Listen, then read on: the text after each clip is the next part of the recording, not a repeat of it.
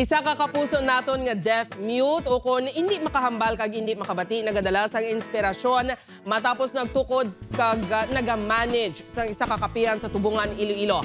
Ang iya istorya gitutukan ni Kim Salinas. Matahom, malimpyo, kag manami tambayan ang pagbubukas nga cafe sa ikaduha nga panalgaan sang Tubungan Public Market.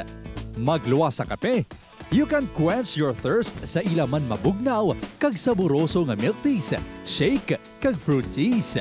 But wait mga kapuso, kay bala ka mo nga ang ini nga kapehan ang ginadumalahan sang isa ka deaf mute? Si Alter Taborete nga tumandok sang barangay Singon, Tubungan ang nabunag na deaf mute o kung hindi makahambal kag hindi man makabati. Ang mismo nagahimo kag nagaserbe sa customers sang kapihan upod sa kaangayman nga may mga kasablagan. I dream of opening a cafe, especially nga para sa mga sir bungol. Nag-aprasa na sir sang amon nga job kay hanggang kuno nga bulig sa iya kag sa iya pamilya. Ginapakita sang cafe nga may abilidad man ang mga deaf mute. Ang kapihan ang nagaserbe lugar para sa deaf community nga hilway nga makapagig-angot sa isa kag isa. Bukas man ini para sa mga makabati nga tao nga magistorya sa mga apa kag bungol paagi sa sign language. Kung may ma-order sir, ginasulat lang sa papel and then ibasaw lang ni Sir Alter.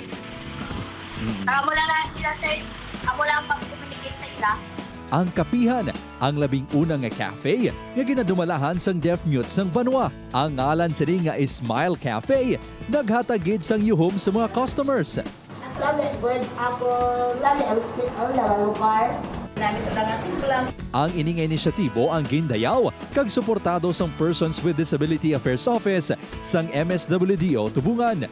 Plano sang MSWDO nga maghatag sang cooking materials agud makasugod naman sa pagserbe sa mga customers sang pagkaon, kaangay sang fries kag burger.